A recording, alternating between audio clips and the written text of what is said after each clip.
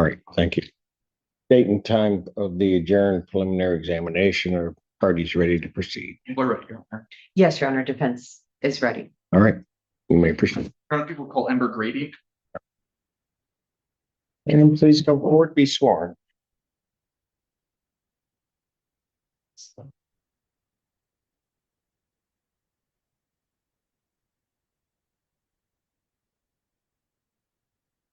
Would you raise your right hand? You solemnly swear to put your testimony about what today's Lord business you the whole truth, let the truth. Name, spelling, name, prayer. Grady, EMBERGRADY. Thank you. You may inquire. Thank you. Your Honor, I apologize. I forgot to make a sequestration motion. And I would have no objection to that. Okay, yeah, any witnesses that are going to testify are hereby ordered sequestered from the courtroom and not to discuss any testimony that they may be giving. May I request an exception for my officer in charge? The officer in charge may remain in the courtroom. Thank you. Thank you. All right, go ahead. Good morning, ma'am. How are you doing? Doing just fine. Thank you for asking. Ma'am, how are you employed? Senior paramedic at Huron Valley. How long have you worked for Huron Valley? Since July 2019. Were you working in the same capacity on or about May 25th of 2025? Yes, sir. And were you specifically on shift that day? What shift were you working? Regular. What shift is that? Fine. Was 7:30 p.m. 7:30 a.m. So you were on shift 7:30 p.m. the night before the 24th, is that correct? Yeah. All right. Actually, No problem. Specifically in the early morning hours of May 25th, 2025, were you ever on I-94 at West 12? Why were you there? goes to another call in Belleville. We needed to take it for it. When you say we, who's we? My partner, What's your partner's name? Alex Shankowski. While you were en route to that call, did anything happen that caused you to stop on I-94? I guess we spotted a man who was new on the shoulder of the highway. Do you remember which way or which direction of traffic on the highway you were? Eastbound or westbound, I guess. Okay. And you said that this individual was on the shoulder. Which shoulder? The right one, it's like the slow lanes. Okay. What did you do when you saw this individual? He stopped the ambulance. My partner was driving. I radioed into dispatch to let them know what we had spotted and that we wouldn't be stopping, so that they could send someone else to the call that we were already hitting on. And then I had radioed that, we were stopping. We asked for police to come to our scene. And my partner started to put the emergency lights on. He started to reverse the ambulance to try to get closer to the individual. You said that you stopped the ambulance. Where did you stop the ambulance? In the right lane. In the lane or off the road? In the lane. Okay. It's the lane we were traveling in. The slow lane, Yes. the right thing. Okay. What happened after you started to reverse the vehicle? He, Sean, the individual, had started to kind of run towards us. And it looked like he had something in his hand, but neither one of us could see what it was. So we kind of started pulling forward a little bit and we locked the door just in case, because we don't know this person. I radioed to dispatch again that he's charging at us. We would like police to come priority one, which is like some sirens, like step it up. Because he could be a danger to himself, to others, we don't know. At the time that you're seeing this individual, are you looking directly at him? I was looking in the side mirror, so we have two mirrors basically. It's the larger mirror and then there's a smaller like toe mirror. I was looking between the small toe mirror, and when my partner said like, oh, he's running towards us, I kind of like leaned forward and tried to see him in the larger mirror to see if I could see what he was holding, but I couldn't, and then I just went back to looking in the small mirror. And you're the passenger, I think. Okay. I don't think I clarified earlier. Do you remember what time specifically you saw this individual? It's like 2 something. AM or PM? Okay. What happened after you radioed for police assistance? So we had pulled the vehicle forward a little bit, my partner did. And the individual on the road kind of stopped, like put his shoulders down, turned around and started walking back the way that he had originally been walking. At that point, do you remember, was this individual on the road or on the shoulder? How far off the road was this individual at that time? What happened after he turned around and started walking away? I had tried to radio dispatch again, to let them know that he was walking towards like a curve in the road. And to let the know so that they don't. I did not get to complete that transmission because it was the.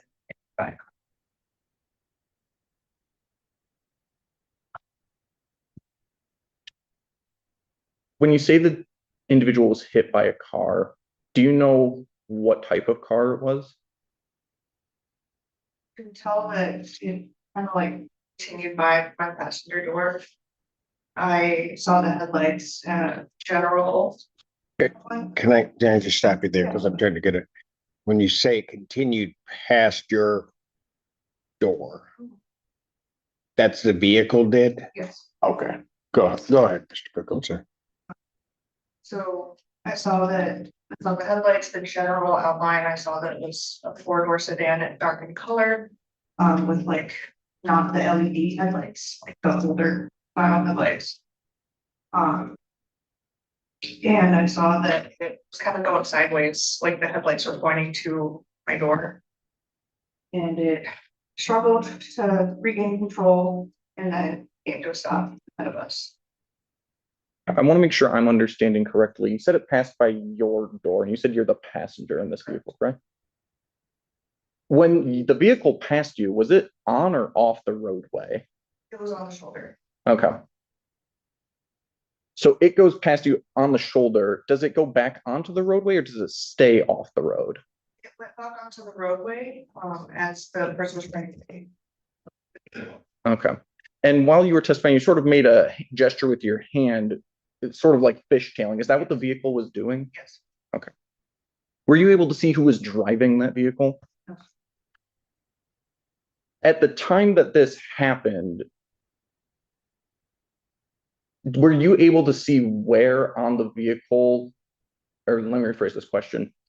Were you able to see where the vehicle made contact with this individual?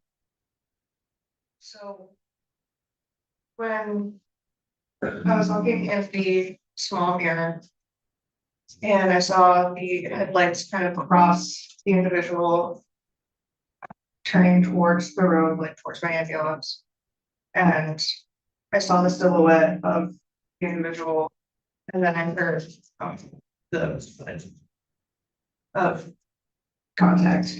And after we got out of the ambulance to try to look for him, the victim of the driver, there was specific type of glass that was on the roadway that doesn't come from a windshield, it only comes from the side windows.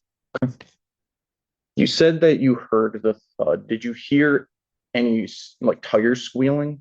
Yes, I did. How long before or after the impact did you hear that noise?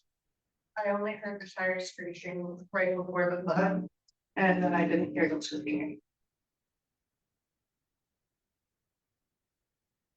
I believe you said that you left and tried to find the individual that was hit. Did I hear you correctly? Yes. Were you able to find that individual? Yes.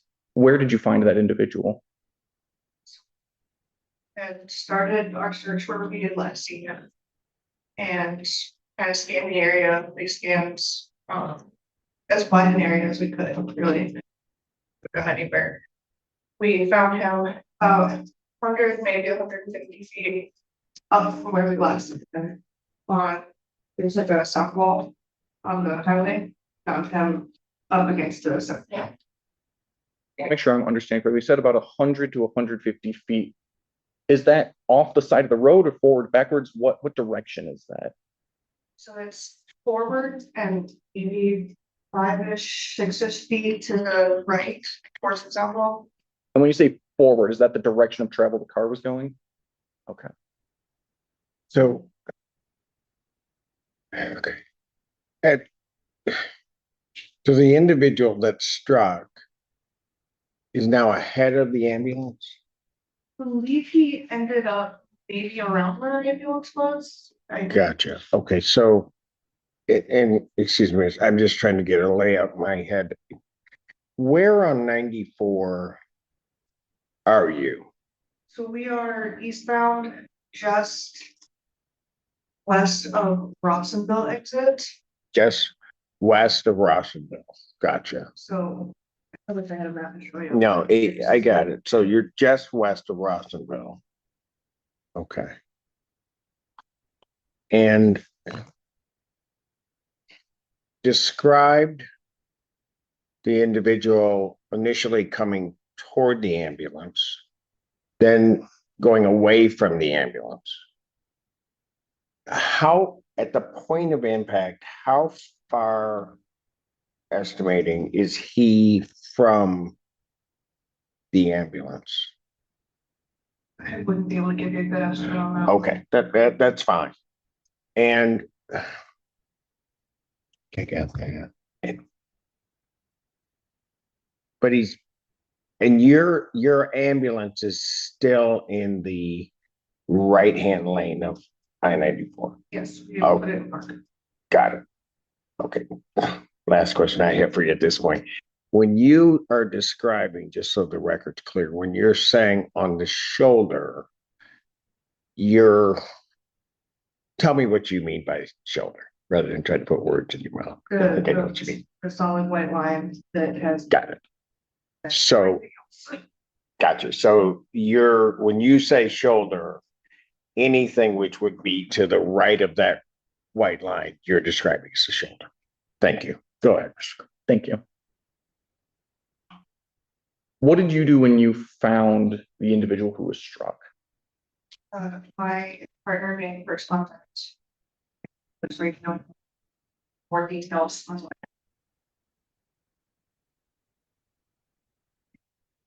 But I don't know, it was maybe like this deep, like a foot deep, and it was filled with water. He put it backward over it, crossed it, got to the victim, and said, "I think I feel the pulse." So I determined that we needed to get him into the ambulance to do a further assessment on him and perform life-saving measures. At any time that you're doing this, did any individual from the car that struck this person leave the vehicle and assist? I did not see or hear any car doors opening or anyone get out of it. How long did the car remain on scene? I don't know how long. When we found him and I looked up, the car would come. How long did you spend searching for the decedent? Less than 30 seconds. So sometime within then, that other car left.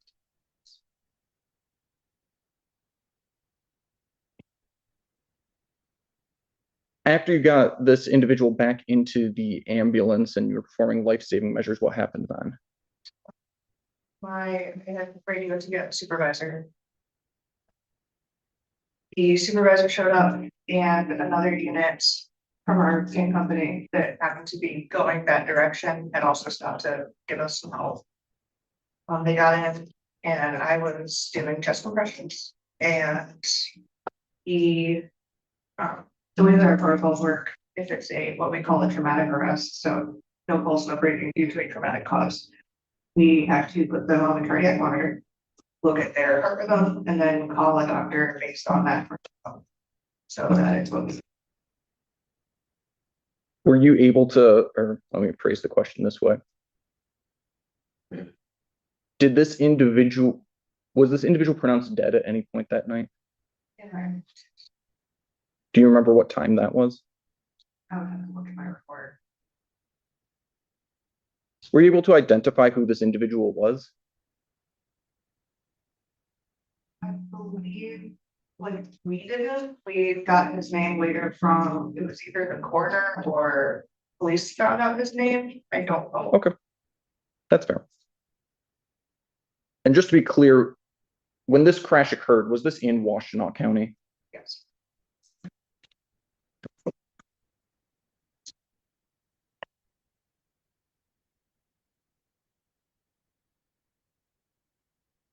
Other than yourself and the vehicle that struck the decedent, were there any other cars on the road at this time? Did you observe anything like a deer crossing the street or anything like that? What was the weather like? Just a regular night. If I may have just one moment here. And also, I just want to clarify something while you do that. At the time of impact, all of your lights on your ambulance are activated? Okay.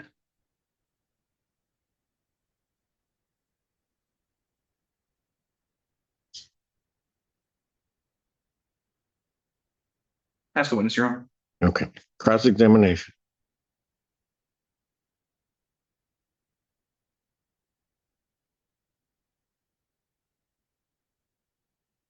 So, Ms. Grady, you remember talking to the police on the night that this happened, right?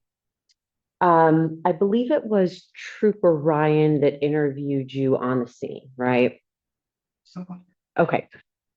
Sure. So, one of the police officers interviewed you on the scene that night, right?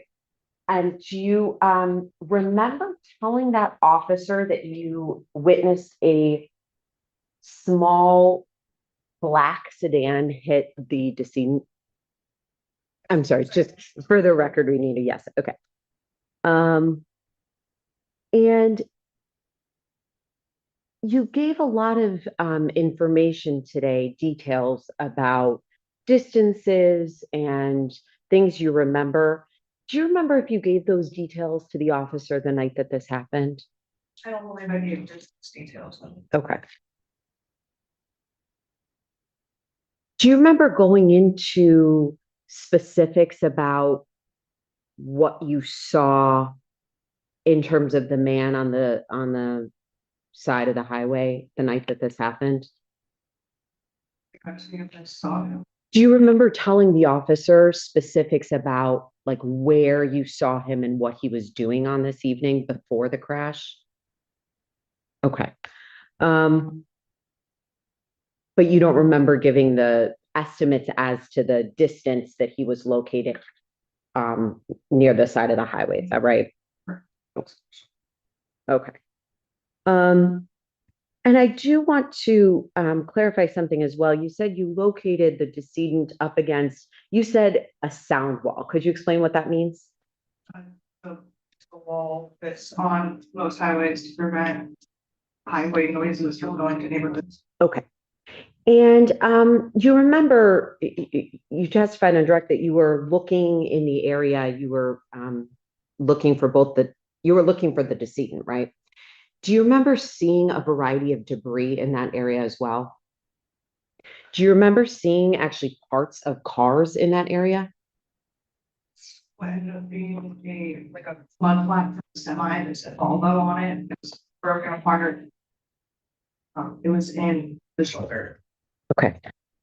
And do you remember there was also a back panel of a car from Cadillac? Do you remember that? Okay. Do you remember there being a variety of debris in that area though? There's debris, there's garbage, right? Okay. Do you wear body worn cameras? Okay. And you don't have dash cams on your ambulance, on your vehicle, right? Okay. Do you now? Okay. You also mentioned that there was sort of a ravine that was filled with water. You'd agree with me that that creates some uneven terrain on the shoulder, right? And you testified that your partner actually put I forget what you called it, but some sort of, you said backboard. Okay. And that's so that you could walk over it safely, right?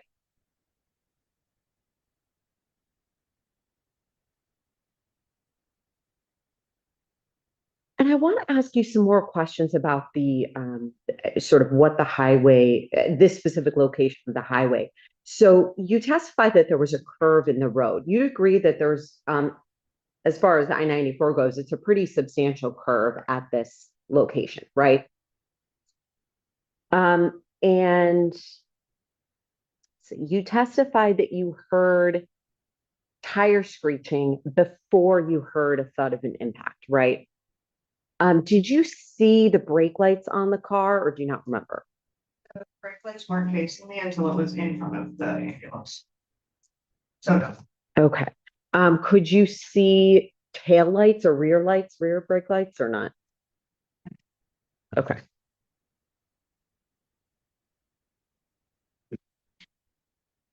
Um,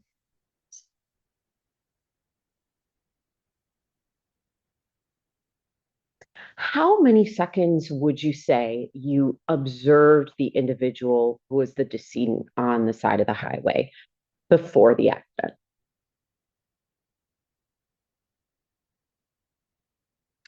Don't know how many seconds.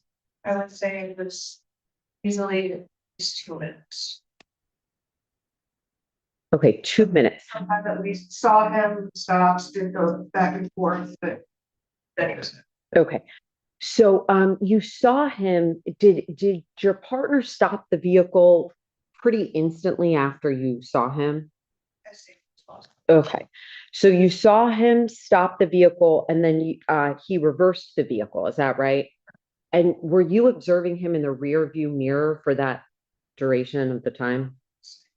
The side mirror. Okay. And you said at one point he was approaching your vehicle, so you locked the doors, right? And I'm sorry, just for the record, is that a yes? Okay. And you actually testified on direct that you thought he was maybe charging it at you, is that right? And you saw something in your hands. Now, would you describe that object as being larger than the side of a kind of standard hand that he was holding? Okay. Could you tell whether it was, what type of object it was? Not at the time. Okay. Looking at what was left in the road in that area was kind of just figured it might be the mud flat, but we don't know for sure. Okay. But you don't recall seeing many specifics as to the object that he was holding in his hand. Okay. Something. And to be clear, it wasn't really your job to look closely in the scene once you found him. Is that right? Do our best to get as much information that would lead to treating the patient. But not in like the police officer, law enforcement mentality. Okay.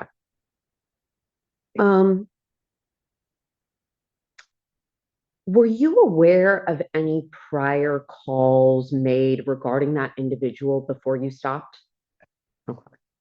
When you talked with, was it you that talked with the dispatch? Okay. Did they mention that they received prior calls about this individual as well? Found out later that they had, but I don't believe at the time that they did. Okay. Do you recall how many calls they received about this individual that evening? I'm not in dispatch office, I don't know. Okay.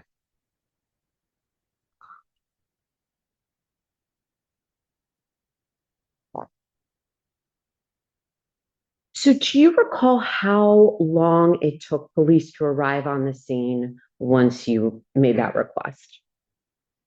I wouldn't be able to tell you a specific time, but Okay. say anecdotally, it was very quick. Okay.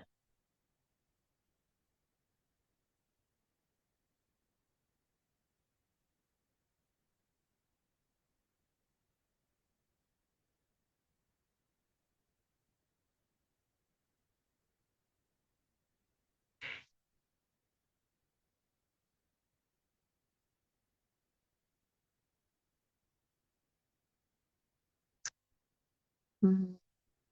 So you mentioned you had a supervisor come to the scene. Is that standard protocol or what led to that decision? Things hitting the door and left side of the ambulance. I thought that something hit our vehicle, it turns out it was just ground and stuff with the shoulder. There wasn't any actual damage. Okay. At one point, did you think that the vehicle that had hit the decedent also hit your ambulance? I didn't think that the vehicle itself did. I thought that maybe something had come off the vehicle and hit our ambulance. Okay. Is it fair to say that in the moment that you were talking to the police the night this happened, there was a lot going on, right? And your primary focus was tending to the patient, right? And you were saying information about what you thought you remembered in that moment while you were tending to the patient, right?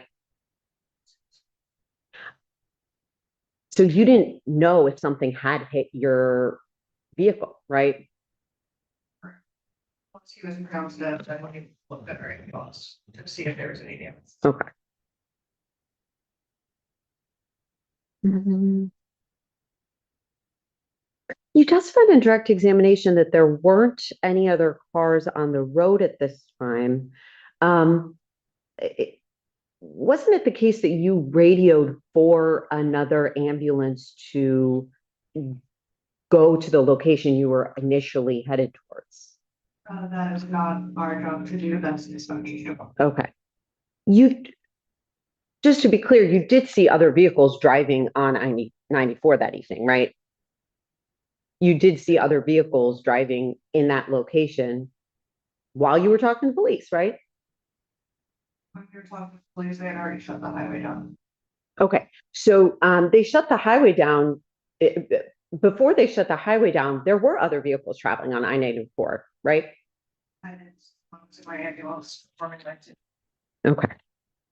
So before the accident, you had seen other vehicles traveling on I-94 that evening, though, right? During your shift. And that was around 2:30 in the morning, right?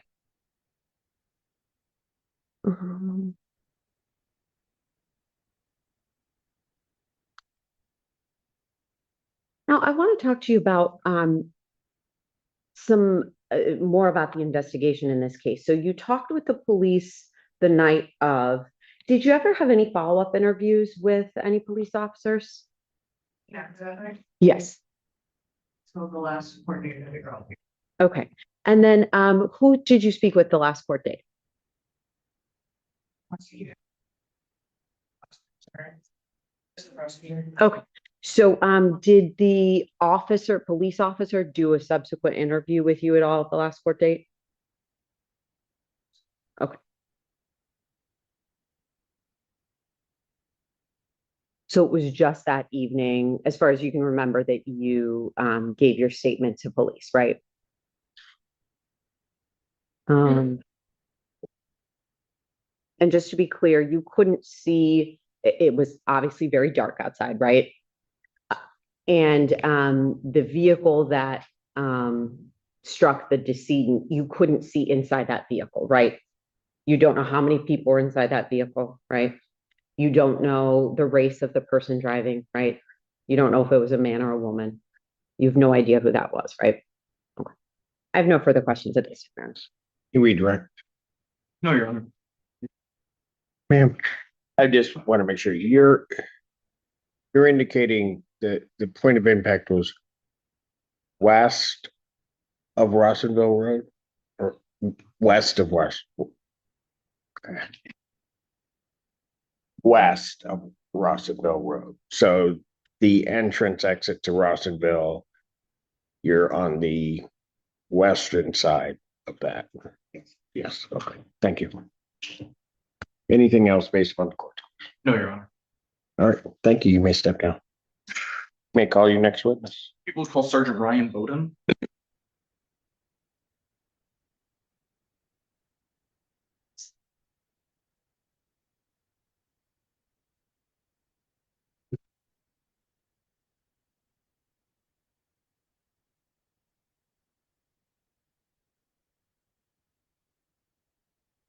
Apologize, I believe he may have just stepped into the restroom. All right, that's fine.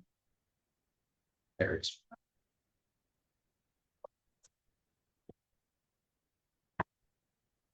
Sir, please come forward and be sworn.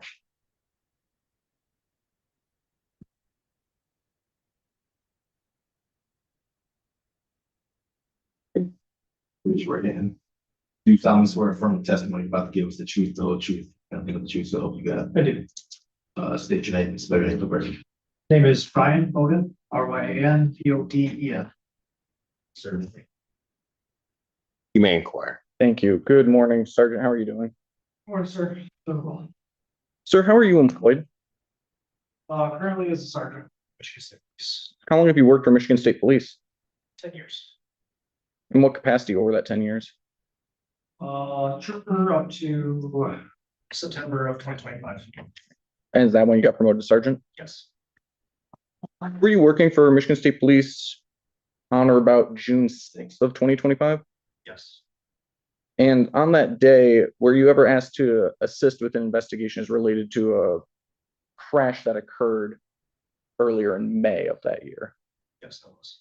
How were you assisting with that investigation? I was asked to speak to an individual who advised he has information about that incident. And then later on to inspect the vehicle and attempt to interview someone possibly. At any point on June 6th of 2025, did you have a conversation with an individual by the name of Corey Folk? Yes. Do you see that individual in the courtroom today? Yes. Can you please point to them and identify them by an article of clothing that they're wearing? Sitting to my left, wearing a blue suit and a red tie. The record may reflect the witness has identified the defendant. Without objection, record shall so reflect. Why did you speak with the defendant on that day? The initial conversation that I had that morning, that person identified Mr. Objection, Your Honor. What's your objection? Well, hearsay, and also relevance, we already have to The find. statement is gonna go to his state of mind as to what he did. So it's not hearsay. Objection's overruled. Go ahead, Mr. Cook. I didn't know why I had Mr. Payne as someone who may have been involved. And so I was attempting to interview him as to damage. And when you say attempting to interview him, who is him? Were you able to interview the defendant? Where did that interview take place? At the State Police Jackson Post. At the time you interviewed the defendant, had you taken him into custody? No. How did the defendant arrive at the Michigan State Police Post? Transported him there. Did he agree to get transported there? At any point, let me rephrase this. Did you advise him whether he was free to leave at any point? I did. Was he free to leave at any point? Yes. Did the defendant agree to speak with you on that day? Yes. I want to sort of go the day before May 25th to May 24th. Did the defendant say when he woke up that morning? Yes. When did the defendant say he woke up on the 24th? Over the course of the day of the 24th, where did the defendant say that he was that afternoon? We say he worked and then attended a Detroit Tigers game. When the defendant was at the Detroit Tigers game, did he say whether or not he had anything to drink? What did he say? What did the defendant say he drank? Initially advised he had a couple of beers, and I believe later clarified it was At the time that, Sorry, what was that last word? 3. 3. Okay. Yes. at the time of the Tigers game, do you know how old the defendant was? Under 21, but I do not know exactly. Did he say if he was with anyone else that afternoon? Yes, he did. Who was he with? A friend of his named Adrian Putnam. Defendant says he's at a Detroit Tigers game. How long did he say he was at that Tigers game? He stated he arrived to the Detroit area 6:30 and stayed until approximately 11. Where did the defendant say that he went after the Tigers game? And Did he say what he was doing in Ann Arbor? was at Pinball Pete's. How long was the defendant in the Ann Arbor area? He stayed until approximately 2 to 2:15 AM. The fall. Of the 25th? All right. Where did the defendant go after, or where did the defendant say he went after he left Pinball Pete's? He said he went to take towards Elm Park to take his friend home. Did he say what route he was taking to get there? He did not know the exact roadways, but he stated it was the freeway and he was traveling towards Elm Park, so east. While the defendant was driving towards Allen Park, did he say how fast he was going on the freeway? He approximated his speed around 90 miles an hour. While on the freeway, did he say whether or not he was distracted by anything? Yes, some flashing lights. What about the flashing lights, or what statement did the defendant make regarding these flashing lights? He advised he saw some flashing lights as he was on the freeway and he believed that they were on the other side of the freeway, so the westbound side. And that's when he saw that. Did the defendant say how hard he hit his brakes? Did the defendant say whether or not he was able to maintain control of his vehicle? Was not able to maintain control of his vehicle. Did the defendant say whether he was involved in a crash at that time? Yes, he stated he collided with something. What did the defendant say he did after he collided with something? Looked around, asked his friend, he was okay. Sat there for 2 or 3 minutes and then left. Did he ever tell you that he got out of the car and rendered aid or assistance to anyone? He said he did not get out of the car. He Did he ever say if he reported this crash to police? said he did not report. Did he give a reason why he didn't report this to police? He was afraid of this show.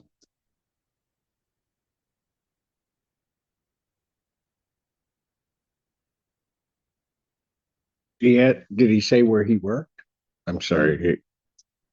Yes, it was in Jackson. I can't recall the name of the company, but he was afraid a driving charge would cause him to lose that job. A drunk driving charge.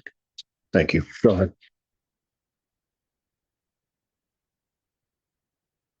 Other than drinking, did the defendant say he used any other sort of intoxicating substance? I asked him and he stated And did the defendant say what vehicle he was driving? his vehicle is Chevy Malibu. What sort of vehicle is it? An SUV, a truck, a sedan?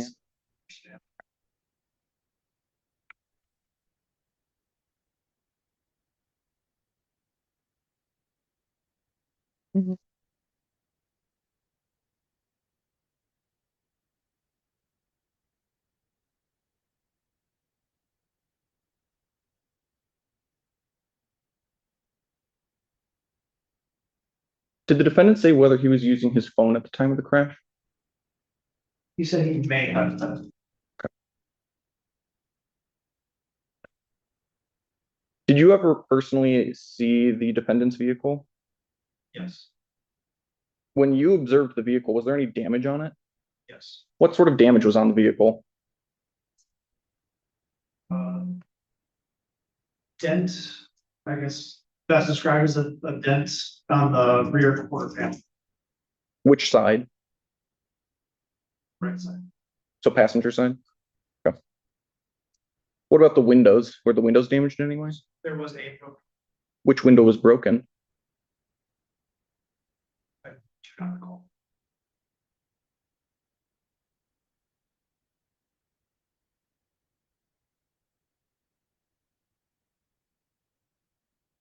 If I can have just one moment, please, Your Honor. Yes, ma'am.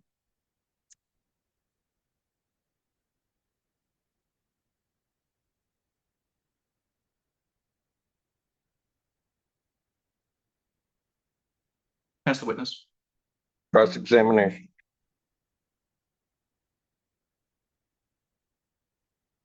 So Sergeant, you testified on direct that he said he did not report this to police. You actually got his name from Trooper Davis, isn't that right? Mr. Davis is not a trooper. Mr. Davis is employed at the police, isn't he? I believe he may be your corrections. officer.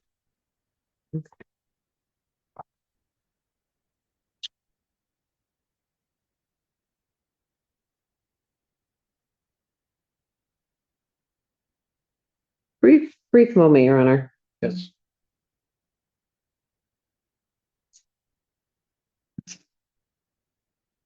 So you're aware that Mr. Davis is employed in some capacity with police?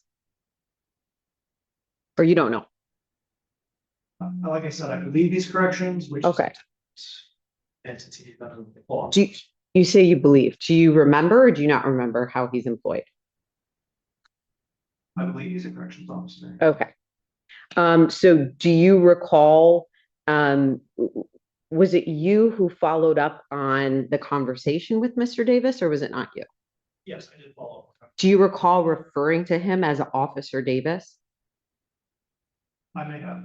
Okay. And do you recall which agency you called to follow up on this information? No. Okay.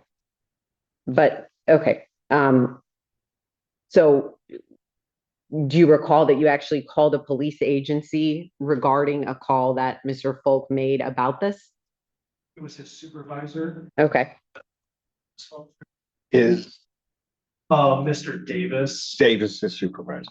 is the one who contacted our post regarding this entire instance. Got it. Okay. And was it a part of your responsibility to investigate anything that Mr. Folk told you? I was assisting at that time. I was not the officer in charge of the investigation. So I was merely asked to interview Mr. Folk and check on the vehicle. Okay. So did you ever go view the surveillance cameras at Pinball Pete's to verify what time he may have left or what time he was there? No, I didn't. Okay. Did you ever ask any of the other officers to do that? No. Okay. That wasn't your part of your responsibility in the investigation? Okay. Did you ever view or request to view any surveillance from Detroit, from the Tigers game regarding, okay. You're aware that you had information that the damage to Mr. Folk's car was actually caused in Detroit at the Tigers game, right? That's what he initially told me and then changed that statement later on. He told you his rear window damage was from a break-in in Detroit, right? That was his official statement. That's correct. You're saying that that part of the story, that the window damage, specifically the back panel, I'm not talking about the siding of the car, but the back window, you're saying he changed his story about that damage? Changed his damage to the.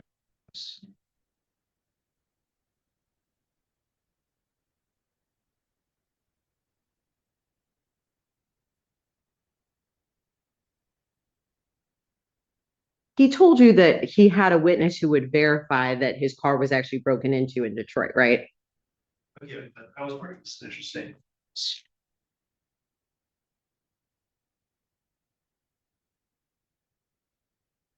Your Honor, permission, well, brief moment, Your Honor.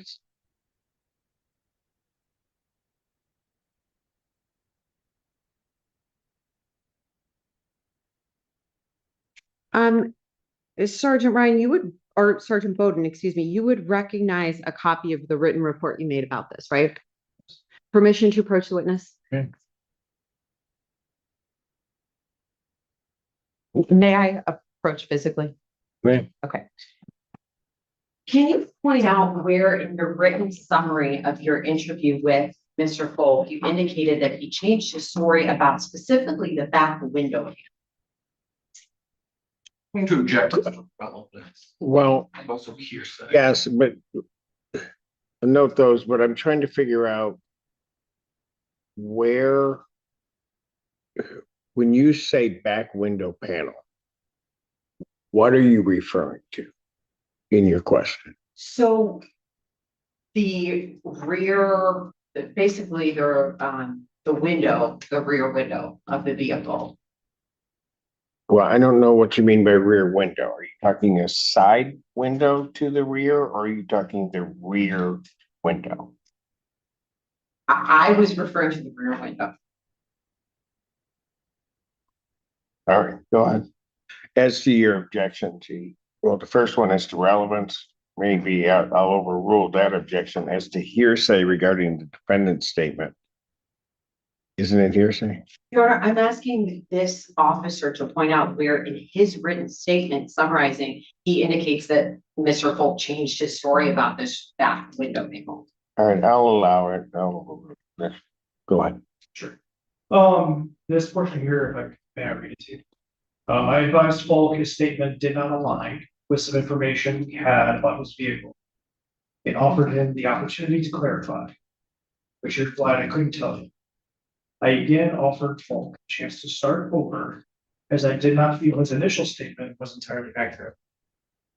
At that point, Falk stated he was taking his friend home after the Tigers game, spending time in Ann Arbor. After that point, is when he described the damage as occurring as part of this collision that occurred after losing control. Okay, so to be clear, did he ever tell you that his car wasn't broken into in Detroit? Did he ever say, actually, that was a lie? Did he verbatim state that to him? Did he? Not, no, he did not verbatim state, but this is the point in the interview, which he then clarified his initial statements and said that the damage actually occurred during this collision on the freeway. Okay, but just to be clear, you never investigated. Actually, you did ask him where he parked at the game, right? I did. And you were trying to get some of that information, right? May I retrieve the police report? Thank you. You did think that was relevant to your investigation, right? When you were asking questions about where he parked at the game, you actually thought that was relevant to your investigation, right? Part of the way we interview people is to obtain their full statement initially, and then point out any discrepancies that may be there in obtaining the truth later on. Okay.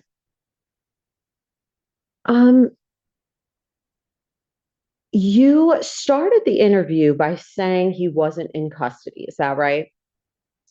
Told him he was free to leave at any time. Okay. You did not read him his Miranda rights, correct? You did not have him sign a waiver of his rights, right? You did not tell him he had the right to an attorney. And you physically drove him to the police station, correct? And he told you he thought he had to go with you, right? Yeah, we had a conversation. Okay. And there was you, and then there was another police officer who was in the interview room with Mr. Folk. Is that right? And both of you were wearing your uniforms, right? And you had your weapons on you, right? And you were sitting on either side of him, right? Yes. And he was not sitting immediately. He was sort of sitting in the corner of the room, right? Yes. He was not sitting right next to a door, right? And you told him that you've been doing this a while and you felt like he had a moral compass, right? And in fact, told him that it didn't seem like he should go to jail, right? I don't know that I see that. You told him he didn't seem like a bad guy, right? Yes. And you don't remember saying doesn't seem like he'll go to jail? Okay. Okay. And he asked you if he needed a lawyer. You remember that? Sure. I believe we were talking about going to jail that day after the interview. I see. Okay.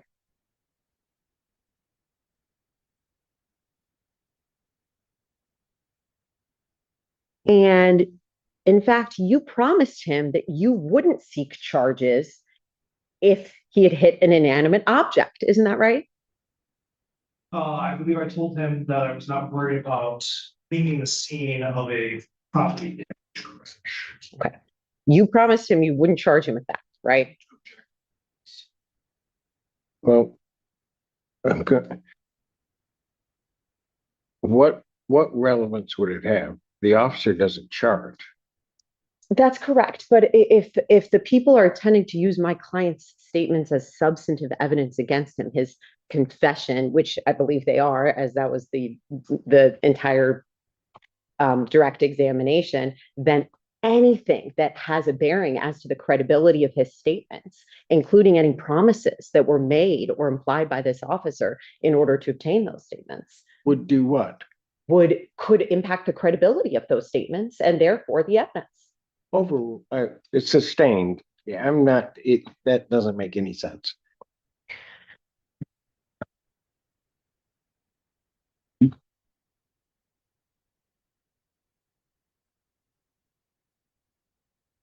Did you ever follow up with the witness he told you would verify what he was saying, Adrian Putnam? No, I, Okay. Do you know whose responsibility that would be, which officer? normally it would be the officer in charge of the investigation. In this case, one of our detectives was assisting, so maybe him as well. Okay. And do you recall discussing a pizza place or a pizza restaurant in Ann Arbor? Yes. Do you recall the name of which pizza restaurant he was allegedly at? Okay. So you didn't follow up on that aspect of the investigation. Is that right? After the interview, correct. And you were taking some notes on a notepad during this investigation, right? Did you save those notes? If it's in my current notebook, it's in my back pocket. It's possible, if it's an old one, I should. Okay. Is that a part of policy? As to relevance again. I'll overrule it. I'll allow a little leeway. Go ahead. Is that a part of policy? I don't know if our policy states or addresses that one way or the other. You're a sergeant, aren't you? And you were promoted just a couple months after this, right?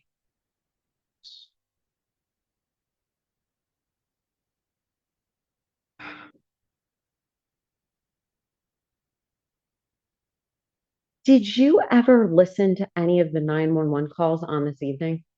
No. Did you ever obtain any police reports relating to this investigation?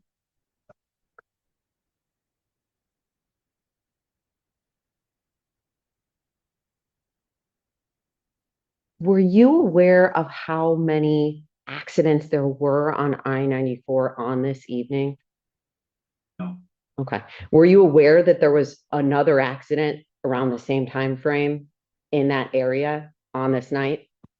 Okay, no, Okay, so you didn't hear those 911 calls. no, I was not working. Okay.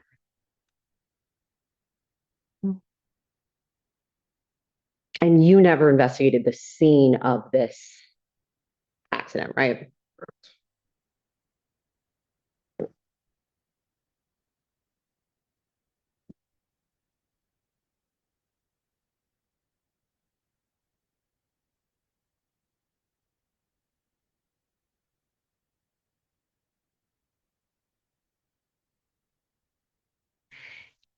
You don't have any corroboration about what damage caused Mr. Folks was caused to his vehicle, right? None other than his statement. Okay. I have no further questions, Your Honor. For point of clarification, the record is clear. There was an initial statement regarding damage to the vehicle that the defendant gave that it occurred in Detroit.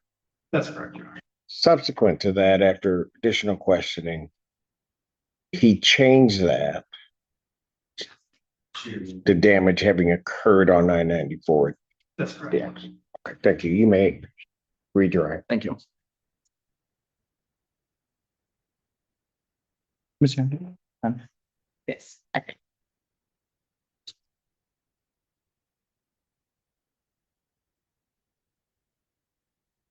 When you interviewed the defendant, I believe you testified on cross-examination that at some point you made a statement that he thought he had to go with you. Do you remember that testimony? After the defendant made that statement, excuse me, what did you tell the defendant as it related to his requirement to being at the station? I clarified that he was free to leave. That he was not in custody or under arrest. I don't know.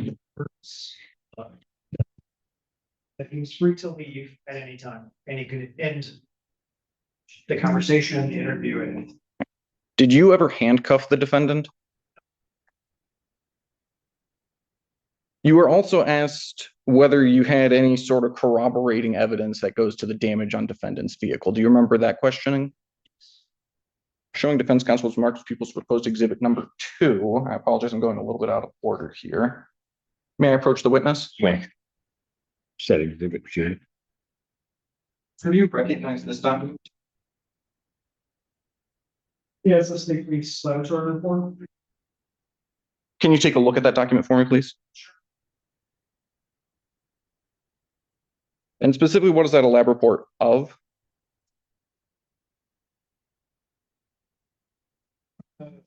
Appears to be from this case, and it is testing some swabs that were taken from the vehicle.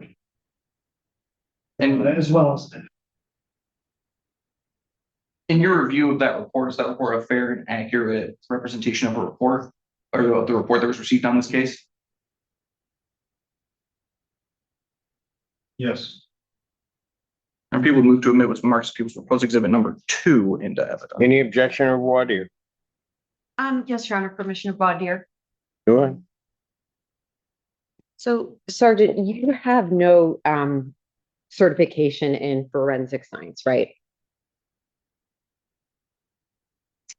It's broad. Elaborate between us. Do you have any certification in forensic science? Well, that's broad. So you're gonna, yes, it is. So you're gonna have to restructure that question because that is so wide open. Okay, I was just Direct question. sure. Sergeant, you are not a forensic scientist, is that right? And you are not specifically trained in analyzing DNA, right? In my rules for this department. And you cannot testify to specifically what these results in this document means, right? Based on scientific knowledge, training. I can't testify to the testing procedures. Okay, to be clear, your name is not on this report, right? The person, forensic scientist, is Abby Newman, right? Correct. And in fact, this report was issued at the end of March, right? Of this year, March 2026. The reports of February 11th, 2026. Oh, do we have a different report? Your Honor, may I approach a witness to see? Okay.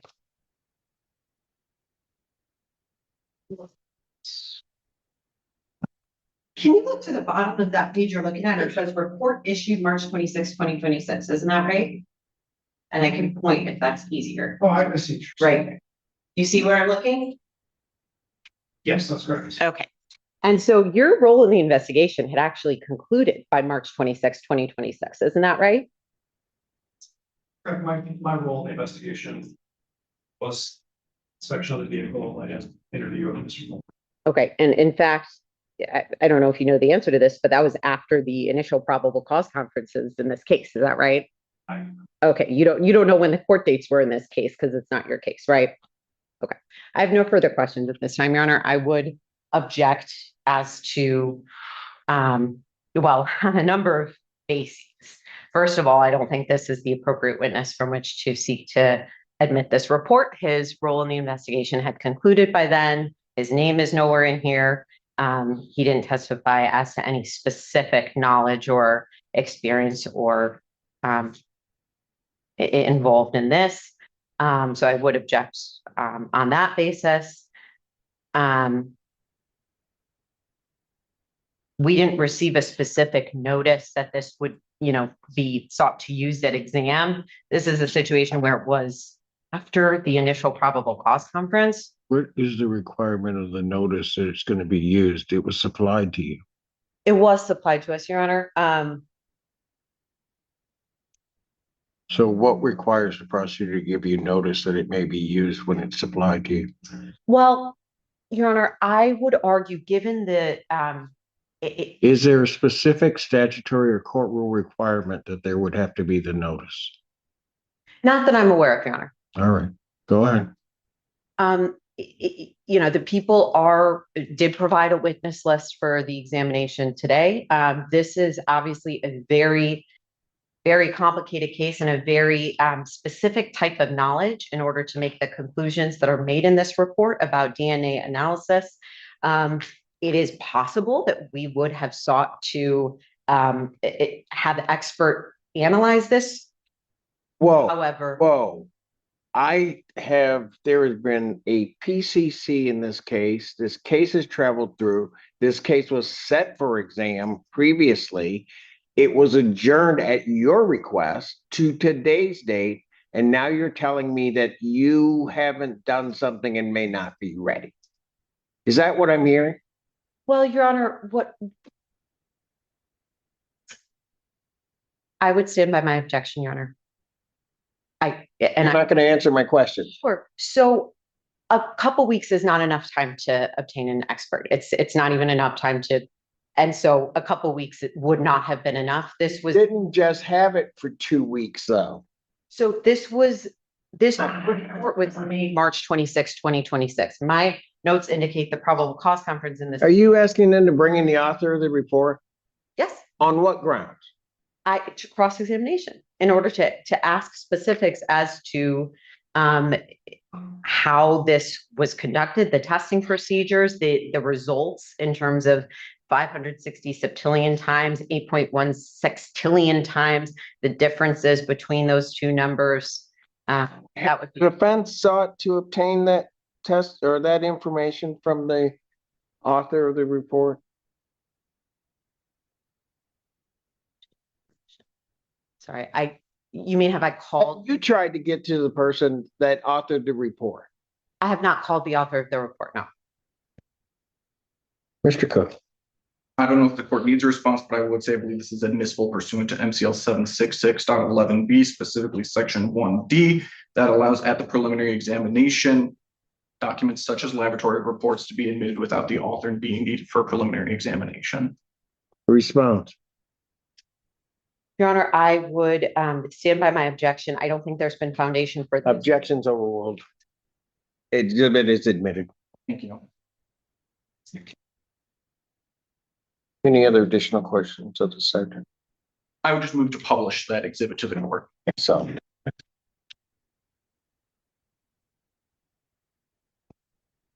Either way, you just try to save steps.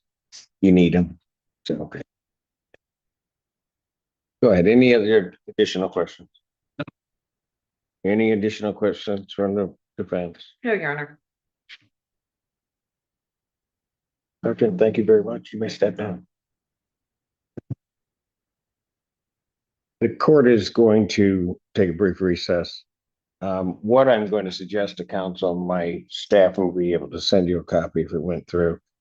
If the parties can stipulate on a map as to the exact location of the accident, would be appreciated by the court. If you can't reach a stipulation, then we'll get somebody in there to testify about it. But I'm gonna need a map. Understood. All right. Court stands in recess.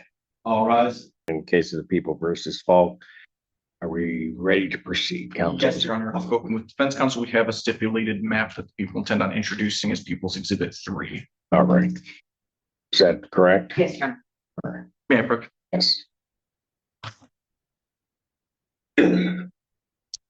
Thank you. And for the record, there's an X that is marked in blue ink on that map. That X was made with the troopers. The trooper marked that as where he responded, and where he observed the decedent when he arrived on scene. Got it. So.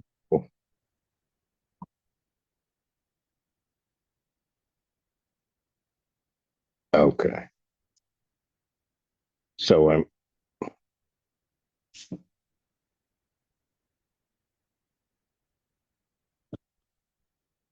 I'm after I just want to make sure I'm heading east is to my right, Correct. west coming off of that curve. Okay. And so it's actually in the stretch between the two curves to whatever extent, but by US 12. Understood. All right. Thank you. All right. Call your next witness. People would call Trooper Douglas Ryan. Exhibit 3, if I didn't say so, is admitted.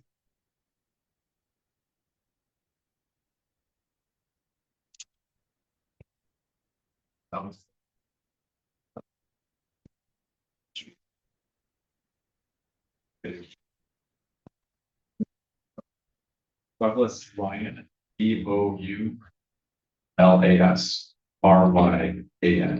All right. Thank you. You may be seated. And you may inquire. Thank you. Good morning, Trooper. How are you doing? Doing well, thank you for asking. Trooper, how are you employed? State Sheriff, Michigan State Police, How long have you worked for Michigan State Police? 6.5 years. And has your duties been consistent over that 6.5 years? Yes, I am. Were you working on or about the early hours of May 25th of 2025? At any point, did you go to eastbound I-94 reference a motor vehicle crash? Yes, I did. What time about was that? About 2:28 morning. When you arrived on scene, who all was there? When I arrived on scene, there was a Huron Valley ambulance rig and 2 EMTs, as well as a Washington County Sheriff's Patrol car with 2 deputies. What did you do when you arrived on scene? When I arrived on scene, I parked my patrol car on the right shoulder behind where the Sheriff's Patrol car and the ambulance were parked. And I got out of my car and saw a man that was lying in foliage on the right side of the freeway. There were 2 EMTs who were walking up to that man. So I walked up to assist as well. How far, you said in the foliage, how far from the road was this man? He was about 10 yards laterally off right side of the freeway. So the nearest paved part of the freeway is about 10 yards away from him. Do you know how far it is from the last paved part of the freeway to the white fog line? It's about 10 feet or so almost the shoulder. Okay. Was this man wearing anything when you found him? What did you do when you arrived with the 2 HVA individuals? So I saw that the man was limp. He had no front teeth. He had a gash on his forehead. He did not appear to be breathing or moving. So at that point, we decided that we had to administer first aid. So the paramedics or the EMTs brought a stretcher to the man, and I assisted in loading the man onto the stretcher so we could transport him to the ambulance on foot and then put him back in the ambulance. Were you able to identify who this individual was? Yes, Who was it? And when I say this individual, I mean the man that you were transporting. it was Sean Mullen. How were you able to identify him? His Secretary of State photo. Do you know if an autopsy was ever done for Mr. Mullen? Yes, there was. Did you receive a report as to the findings of that autopsy? I did. Showing defense counsel to Mark Steeple's proposed exhibit 1. May I approach the witness? Man. Sir, I'm handing you a document that's Mark Steeple's proposed exhibit 1. Do you recognize that document? I do. What is it? It's the Michigan Medicine autopsy report for Mr. Mullen. And prior to today, had you seen this report? Is this a fair and accurate copy of the report that you received as relates to the autopsy performed in this case?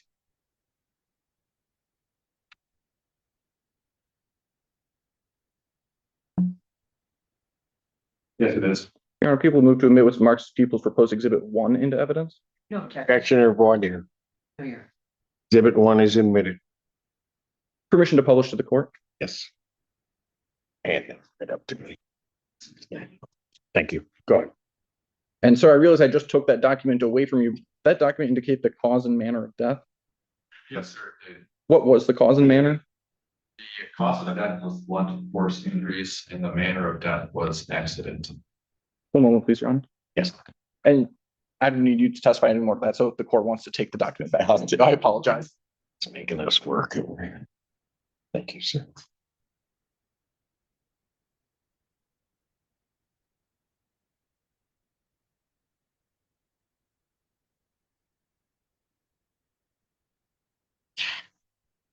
The witness.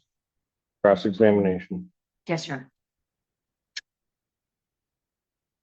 So, I want to start at the beginning. Oh, here's this. I want to start at the beginning of this evening. You were initially dispatched to this location due to the report of a naked pedestrian on the freeway, right?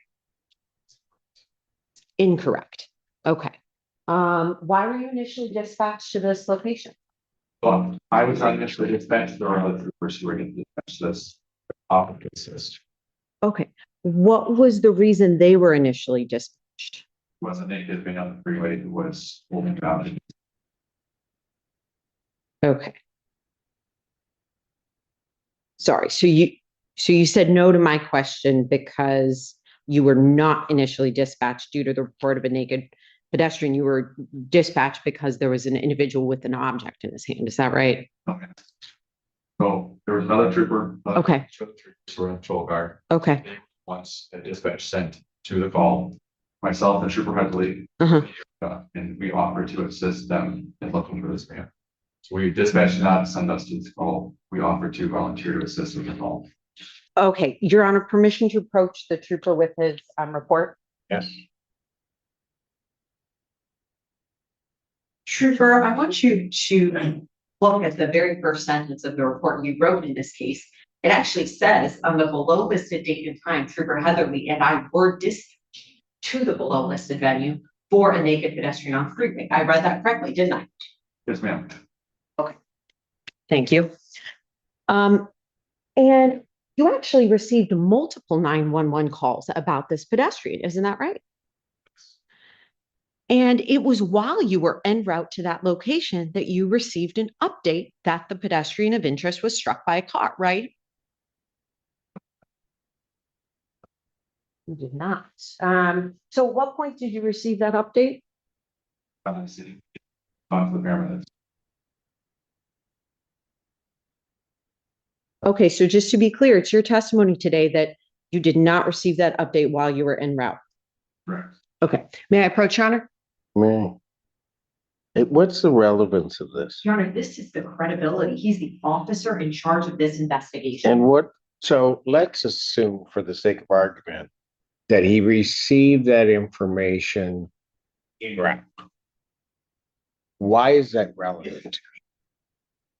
Your Honor, his answers to my question as to whether they, Why is it relevant to me? Your Honor, the defense in this case and my argument as to bind over is going to be proximate cause. So it matters very much the timing of when the pedestrian was struck as well as what was going on before the accident. But what, in answer to your question, what relevance is it going to be for me, even as to that issue? So it makes a difference whether he was there when the accident happened or whether he I'm not claiming to be there at the time the accident happened. So he's the officer who's in charge of this investigation, and he testified just now that he was not en route when he received any update. So I'm trying to figure out, again, just the timing of the series of events, what updates he received, what his investigation consisted of. In what way does that relate to proximate cause? First of all, Where this trooper may have been. How does that, help me to understand how you even get there. Okay, so first of all, it is foundational, right? His investigation, I would argue, is very important to this case. So I'm asking details about the information he had at the time and also the information he has now. His testimony, So how does it relate to proximate cause? it is foundational to the investigation.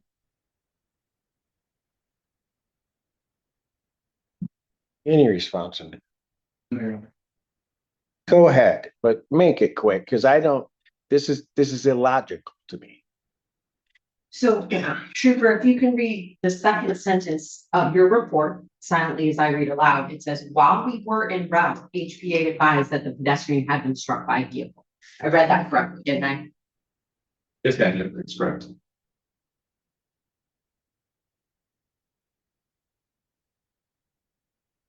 Do you remember how many 911 calls there were about that pedestrian?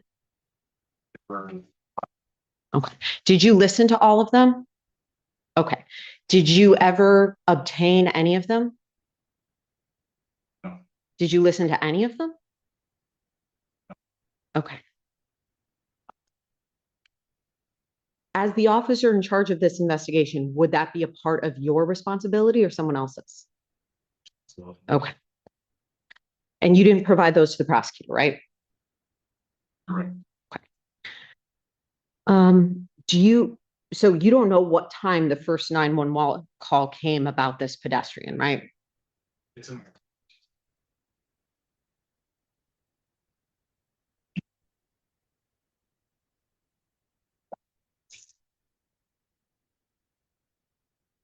Would it refresh your memory to review a copy of your report? Yes. Okay. May I approach, Your Honor? So you can take a minute and look at your report. And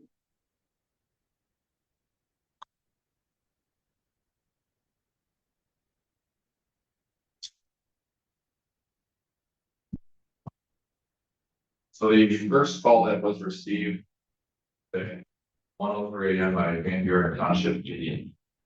Okay. 1:30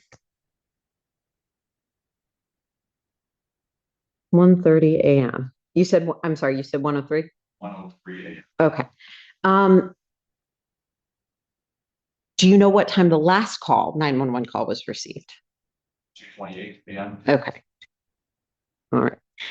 And once you began investigating, oh, may I approach to retrieve the police report? Right. Thank you.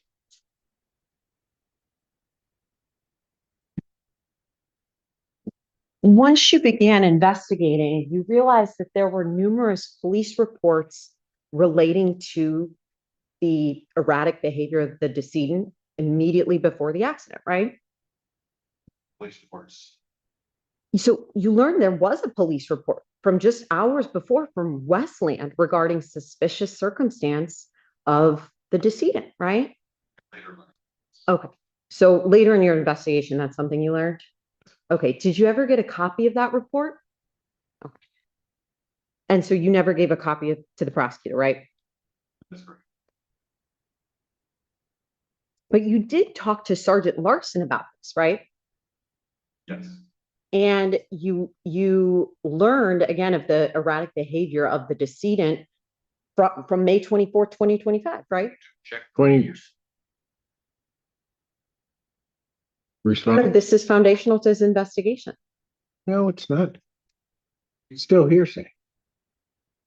I'm asking him about. Objection is sustained.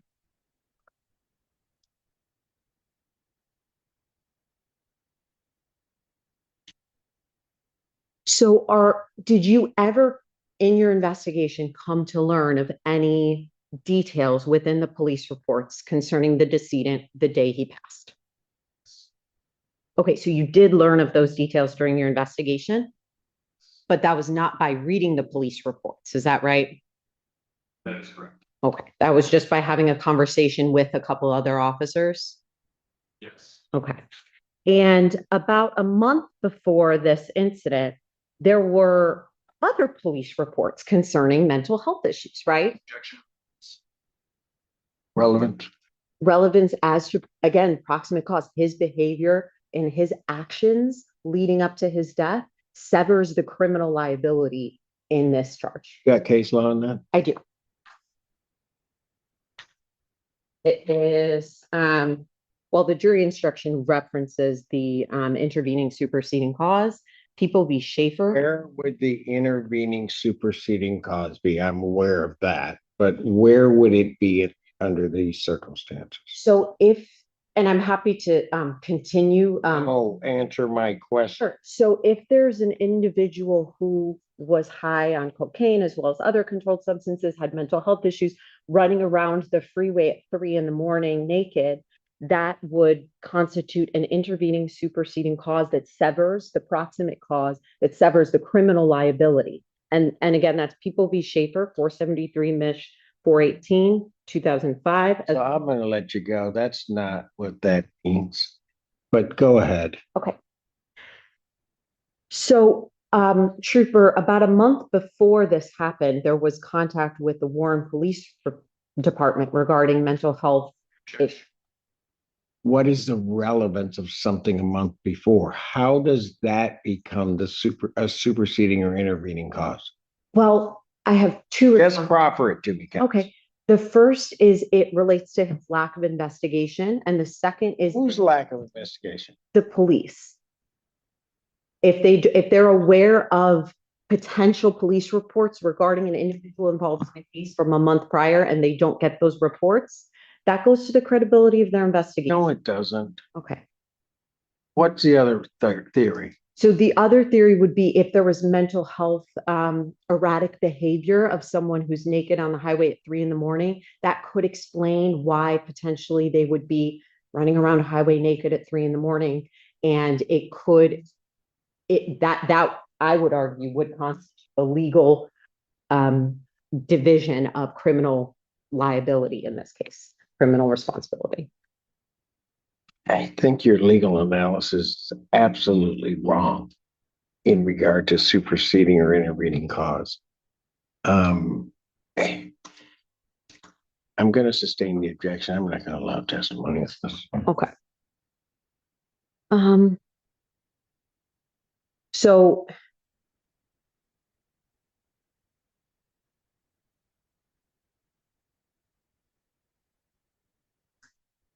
I'm not sure whether I can ask the next question, but I'll ask it and wait for the court's ruling. Did you learn of whether the decedent had any ongoing legal issues relating to his mental health? Going to object as to relevance again. Sustained. Okay.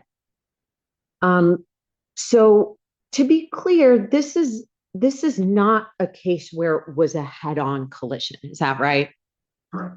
This was an allegation that the rear of the vehicle came into contact with something, right? Not the rear of the vehicle. Okay, which part of the vehicle do you allege came into contact with the decedent? The right side toward it. Right. Okay, so just to be clear, you're saying it was not the back of the car, it was the right side of the car. Okay. But again, that's not the front, right? There was no evidence whatsoever in your investigation revealing the front of this car came into contact with anything, right?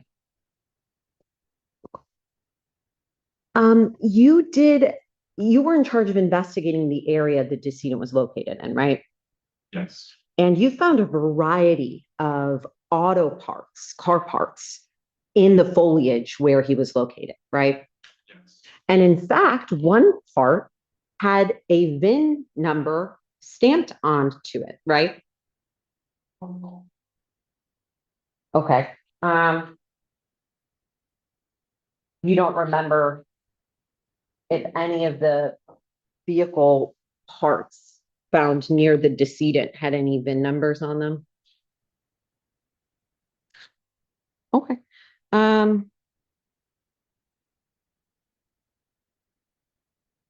May I approach the witness, Your Honor? You can take a minute. Would it refresh your memory to take a look at your police report? It went. Okay.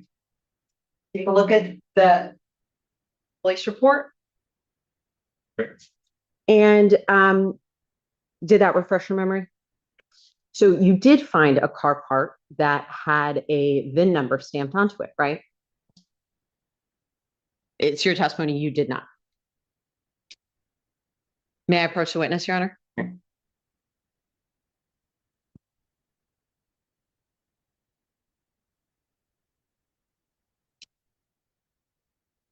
Did your partner find a car part that had a VIN number stamped onto it in the area?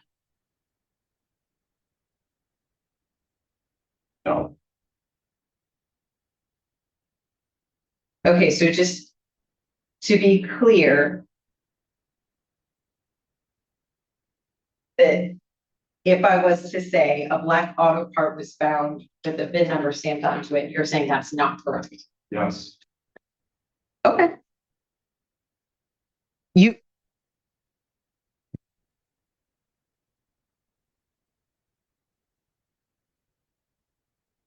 May I approach the witness again? Right. Officer, what did you mean when you wrote this then? By the way, he's a trooper, not necessarily an officer, so you'll address him correctly. Okay. Go ahead. Just for clarification, so I can follow along, what page of the report are we on right now? Oh, sure. It's page 2, the first paragraph, Thank you. towards the end.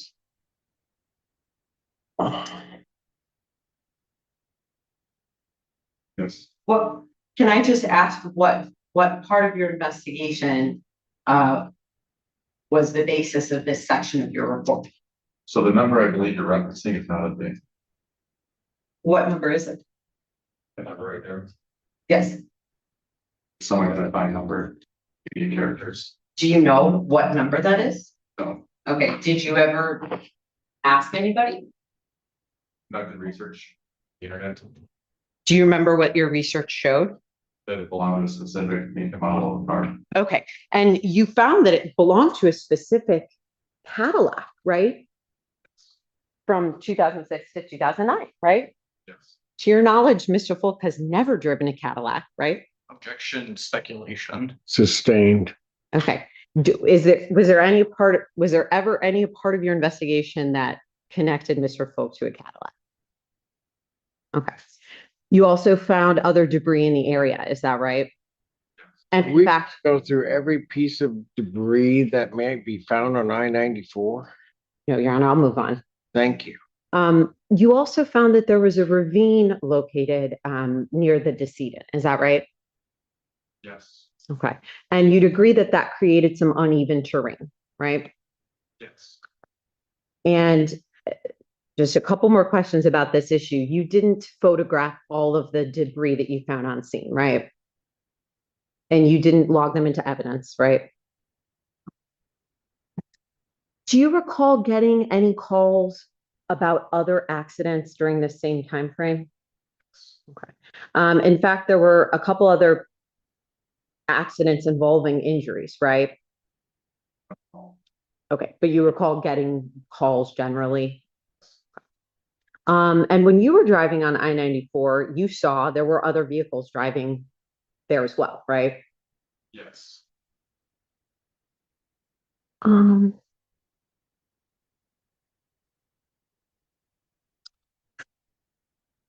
Was it your responsibility to search the car associated with the decedent? No. Okay. Did any police officer ever search that car for evidence? Okay. Which officer do you think would, or is there any police officer that would know whether the decedent's car was ever investigated?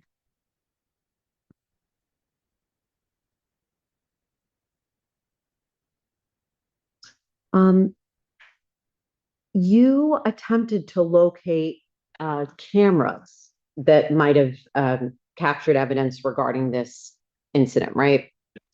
You were not able to find any license plate readers in Washtenaw County, is that right? And you didn't find any flock cameras in Washtenaw County, right? Did you seek to view any surveillance videos from any of the businesses nearby? Right. Okay. you did review the defendant's statements made to law enforcement, right? Yes, You were aware that he indicated he was at certain businesses around the county, is that right? yes, Did you ever ask to view their surveillance videos? You are aware that many private businesses in Washington County have surveillance cameras, right? yes.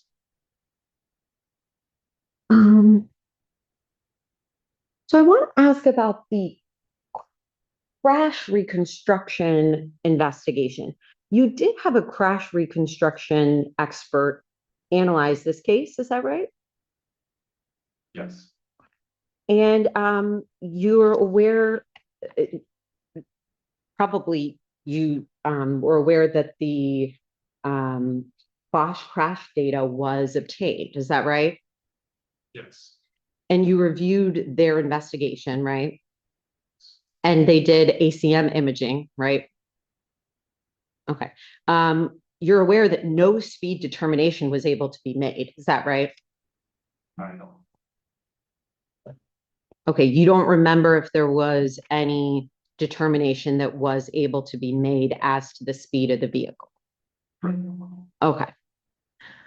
And I know that people admitted a map of the incident of the accident, but your investigation, the crash reconstruction expert indicated that there's no way to determine exactly where the decedent was struck. Is that right? Same.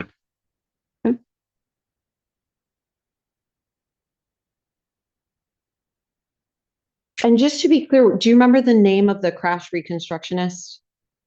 Okay, what was their name? Yeah, Okay. And did you oversee his investigation? Okay. Um, who did, if anybody? Okay. Um, would you say it's common in vehicular homicides to have no black box data indicating speed whatsoever? I would say she's a common or How many vehicular homicides have you been the officer in charge on? two. Was this the first? Okay.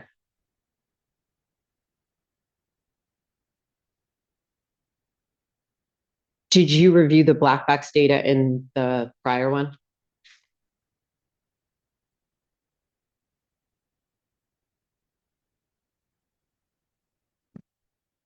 So did you actually review the black box data for this case?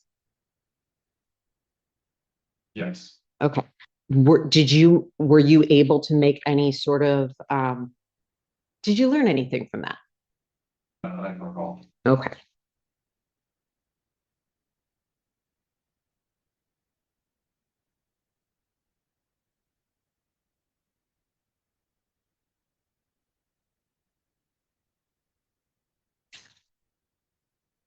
And I know you were here in the courtroom when Sergeant Bowden was testifying about his interview with Mr. Folk. Were you the officer, or I'm sorry, the trooper that requested he interview him? No, Okay. To your knowledge, Mr. Folk continuously asked if it was him who did this, right? I don't know. Okay. Did you review his statements as a part of your investigation? Okay, but you don't remember whether that was a question he asked?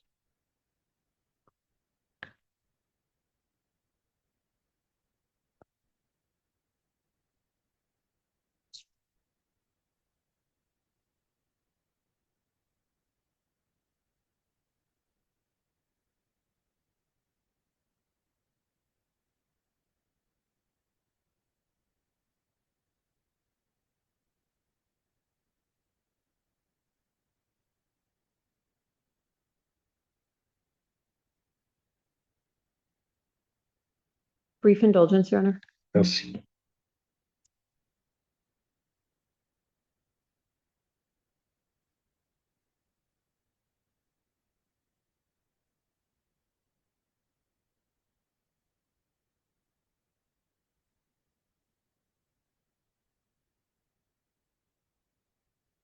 So, the people admitted this, exhibit in their, questioning of you. And you're aware that the autopsy revealed multiple controlled substances, within the, blood of the decedent. Is that right?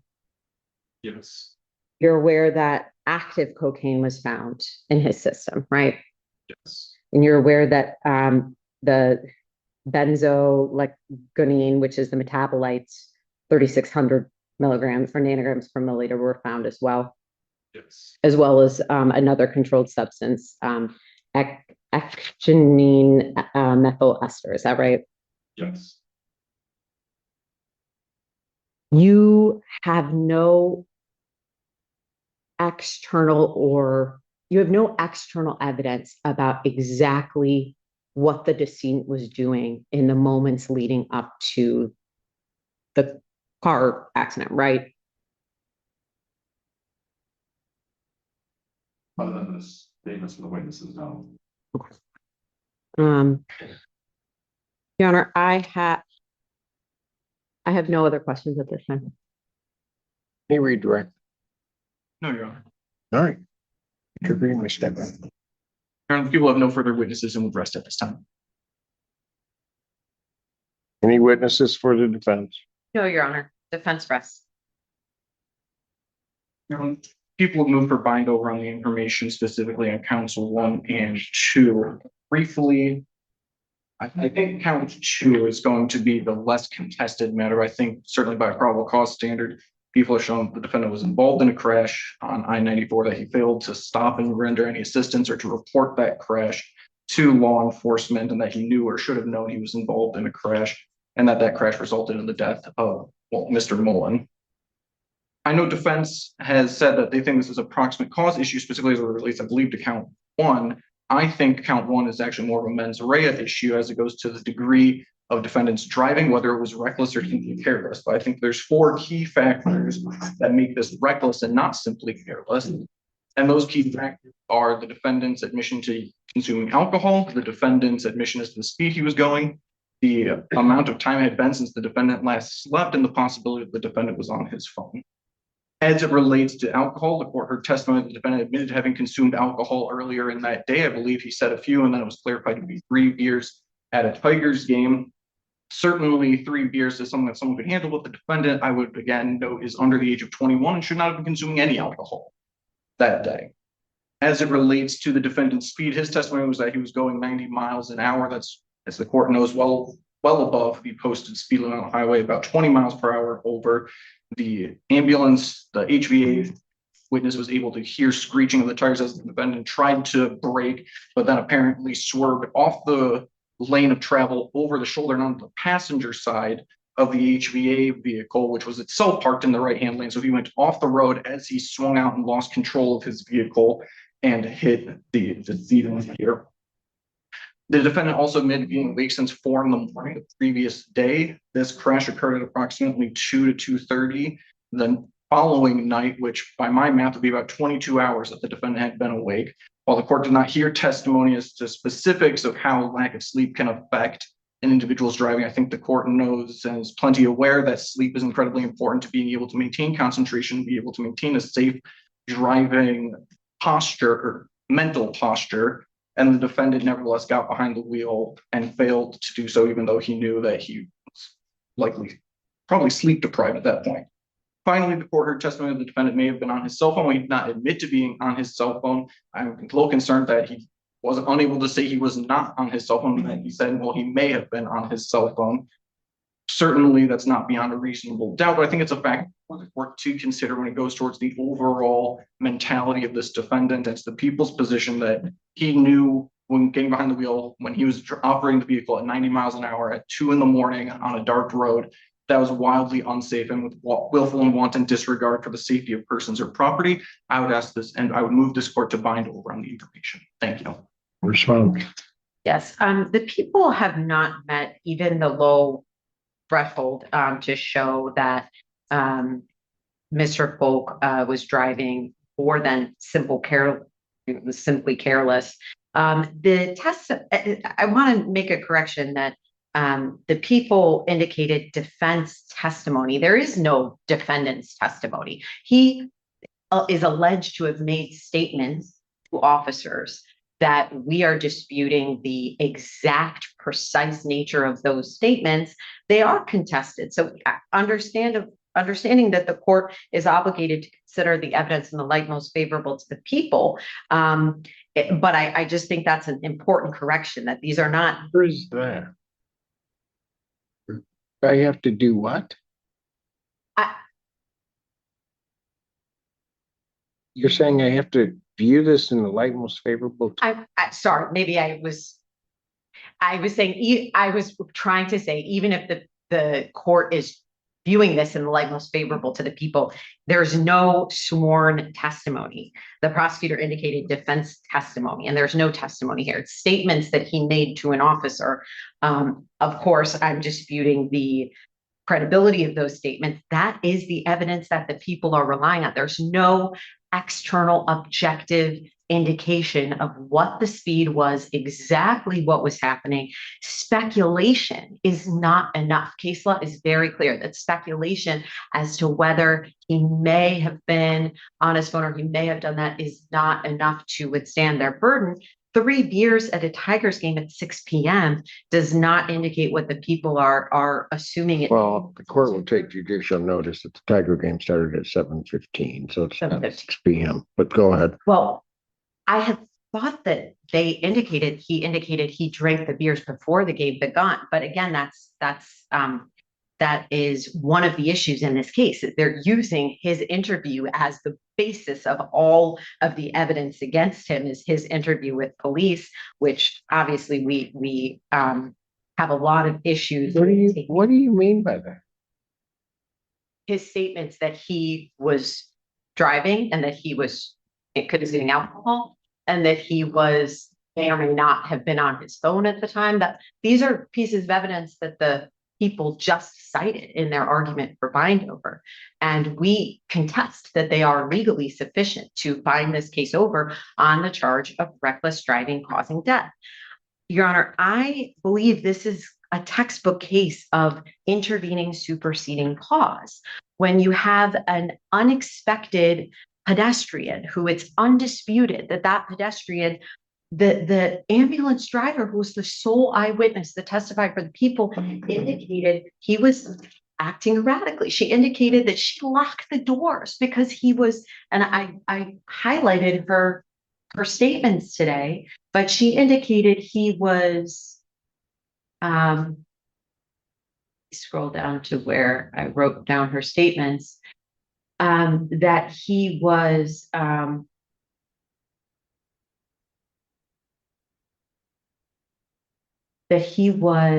running up to their vehicle and he was on the shoulder running towards us, holding something in his hand. And she locked the doors to the car. I mean, that is significant that they didn't think this was a person who they were trying to reach out to give medical. They actually locked the doors. And one of the other issues I want to highlight is she testified that she heard tires screeching before the thud, which indicates, it strongly suggests that the brakes were applied, and then there might have been a collision, which is the textbook, I think, break in the proximate cause analysis. And case law is clear. I mean, the jury instruction itself indicates that if there is intervening, superseding cause, proximate cause could be in dispute. What and that you're arguing is the intervening cause. the individual being on the side of the highway on cocaine, running towards cars on the highway at 3 a.m. He's not in the roadway. I'm sorry, on the shoulder of the highway. And so that's the intervening cause. Yes. Okay. And I think case law is pretty clear that the criminal standard for proximate cause is different, of course, and more than a factual cause and more than the direct causal connection than the tort concept of proximate cause. I know I don't have to go into this with the court, but it is proximate cause in the criminal context is specifically designed to prevent criminal liability from attaching when the result of the defendant's conduct is too unnatural or remote. That's exactly what we have here. How is his conduct unnatural or remote?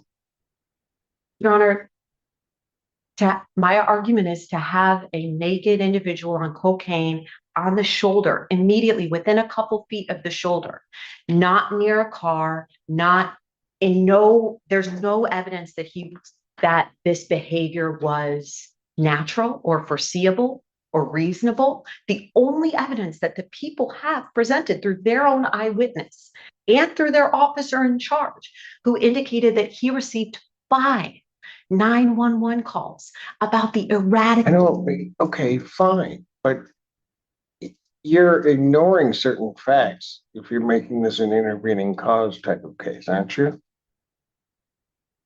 Your Honor, that is one of my arguments against Feinberger, is that the people have to meet at every element, and there's no proximate cause here. They have not met that element. Even if they meet all of the other elements, even if this court is convinced that there is evidence of a factual cause, that there's evidence that Mr. Polk was driving the vehicle in question, which of course, we would argue against, but even everything else, I don't believe that there is any evidence of proximate cause. And so I don't believe the court can bind this case. When you're saying that there isn't any evidence of proximate cause, There's not enough evidence, excuse me, legally sufficient. what do I do with the lights on the ambulance? With your argument? Frankly, Your Honor, it helps my argument because it provides the reason for a break. And so that is A break in what? the vehicle braking, which is what led to the accident.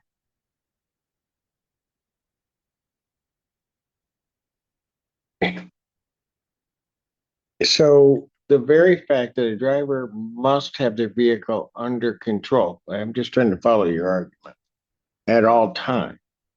And that there is an ambulance or emergency vehicle with their lights on is the intervening action that led to this?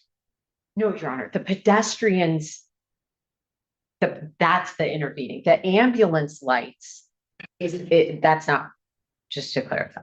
The ambulance lights could, I think it supports my argument in that lights on a curve, and the court has the map. I actually printed out for the exam, but the court has the map. This is on a curve. So ambulance lights on a curve, a car braking, and having an individual within feet of the line on the side of the highway, not farther back. I mean, the ambulance driver herself said he was within a couple feet of the white line. He was right there. And so that is unnatural.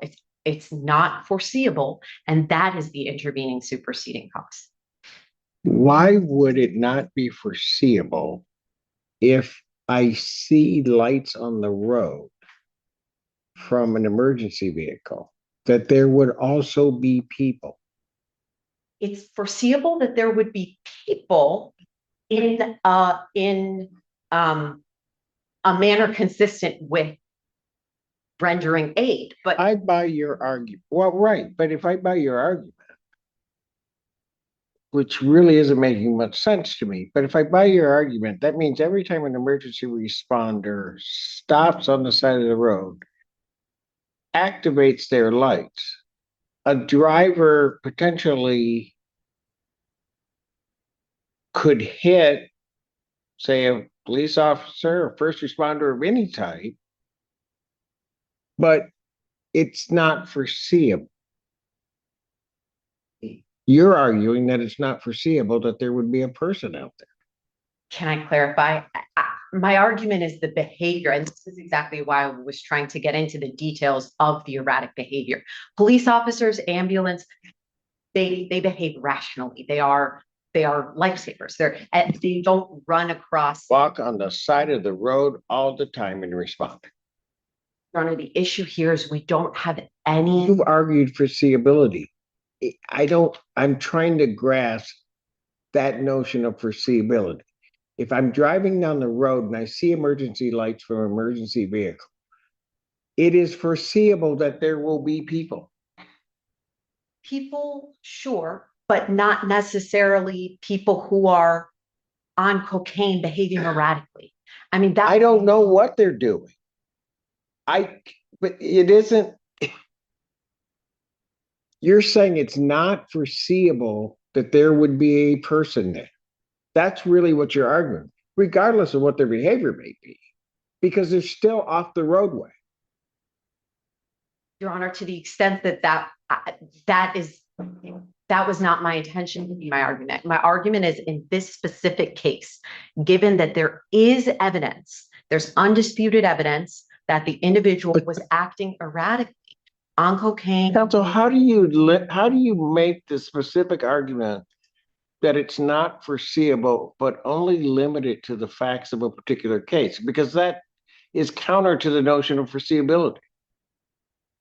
Your Honor, the issue here is we don't know what the actions were. If it was a police officer or if it was someone who was there, they would be able to say, this is what the person was doing.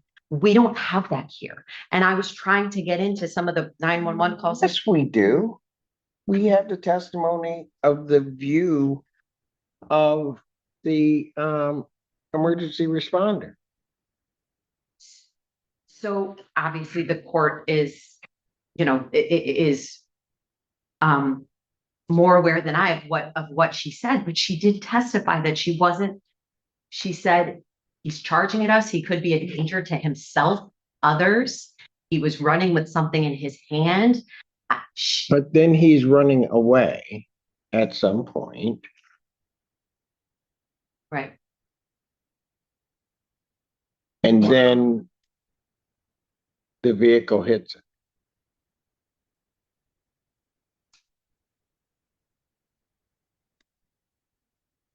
Right.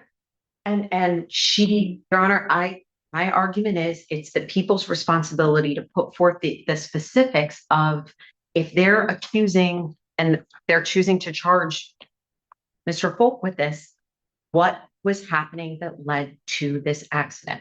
And my argument is the specifics that she testified to, in fact, raise more questions than it provides answers as to how this person. They're all over the place. Because if you're arguing proximate cause and foreseeability, then I'm not following that. Because part of that argument is if I see emergency responder lights and I'm driving a vehicle on a roadway, is it foreseeable that there may be people?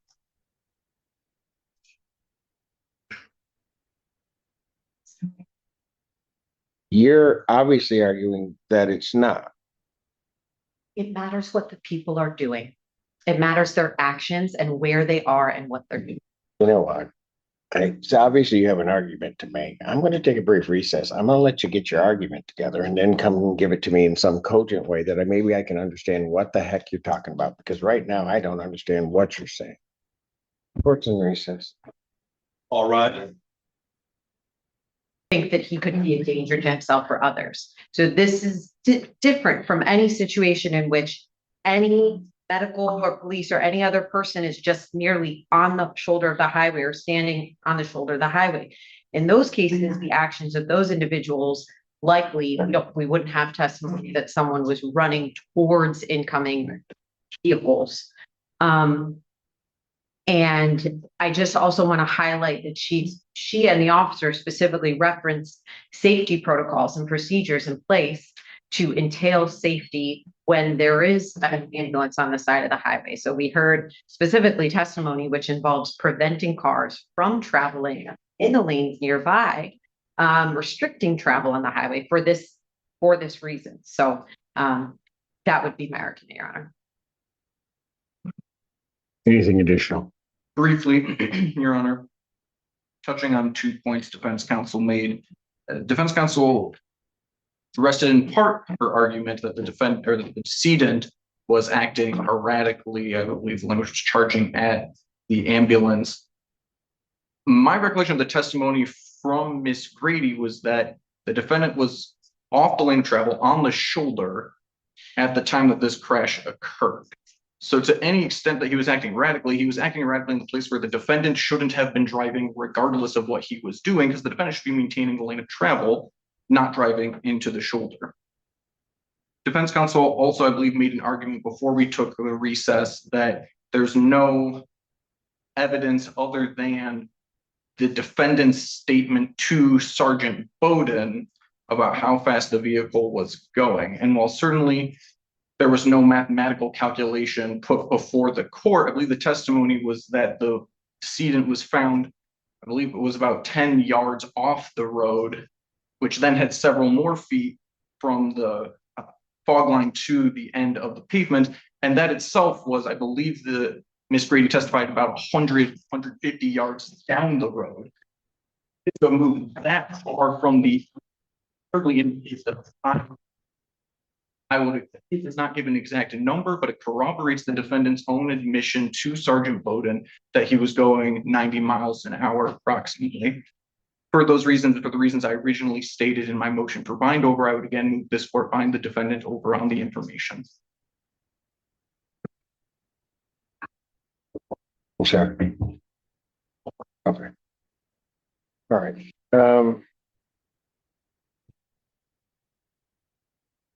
We just said at the beginning that I think that maybe the decedent's family back there, and I've been watching the defendant ever since sitting on the bench. The cases that defense of what might be negligent homicide, but they are always difficult because a lot of times in cases you have good people, you have bad people. But in these cases, you can have good people all around, and a bad thing has happened, and it's not. It just is what it is.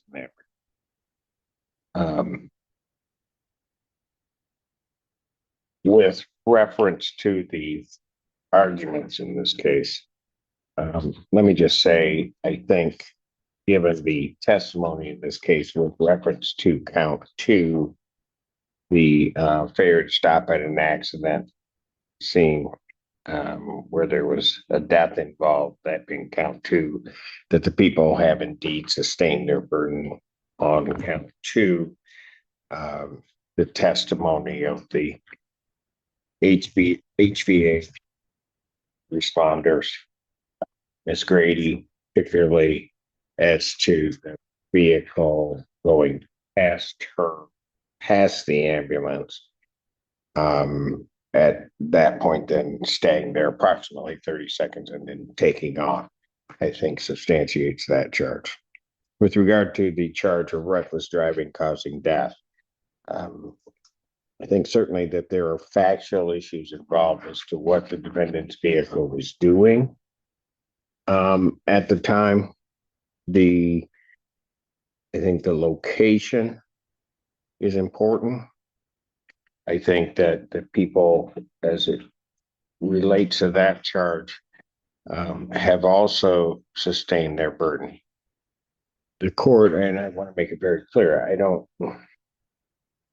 the notion of superseding or intervening cause and the foreseeability of whether or not this individual would be here is not limited to this individual being there. Did he come across a circumstance which should have been foreseeable for a driver on a highway? Take all of that as to a determination of foreseeability and causation. One has to remember that The ambulance is there. I had specifically asked Miss Grady whether the lights were fully activated. The lights are fully activated. That is consistent with the statement that the defendant gave Trooper. For whatever reason, he assessed the lights, at least according to what he told the trooper, as being on the other side of the road. And then the accident happens. I'm here to make a probable cause determination as to whether or not the defendant, there's probable cause to believe that he was driving recklessly, and that in driving recklessly, that caused a death. The concept of a reckless driving is driving with a willful or wanton disregard for the safety of persons and property. I think that when you have an emergency vehicle, you're traveling, by the defendant's admission, he was doing 90, which would be 20 miles per hour over. It's even more so in terms of an excessive speed where there is an emergency responder's vehicle, because one is required to slow to a point that didn't happen. I think there is certainly enough to believe that the defendant was driving recklessly, particularly since his vehicle struck the decedent and then had enough force and momentum that he could not control that vehicle, and it continued past the ambulance that was there to ultimately try to deal with the individual on the side of the road.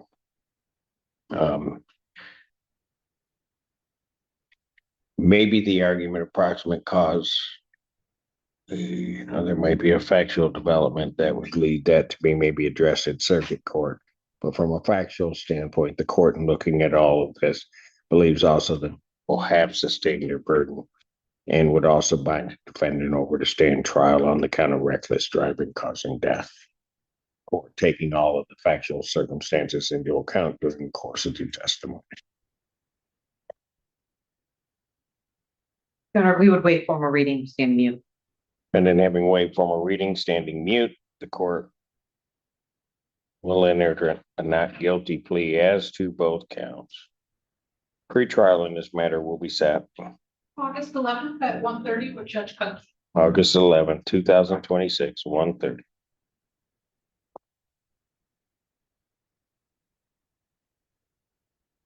Anything else to bond? Nothing from the people, Your Honor. No, Your Honor, thank you. Bond will continue. When appropriate, may I approach to sign the information? Yes, sir. Mr. Bellinger, can I see you in back, please? Yes, Your Honor.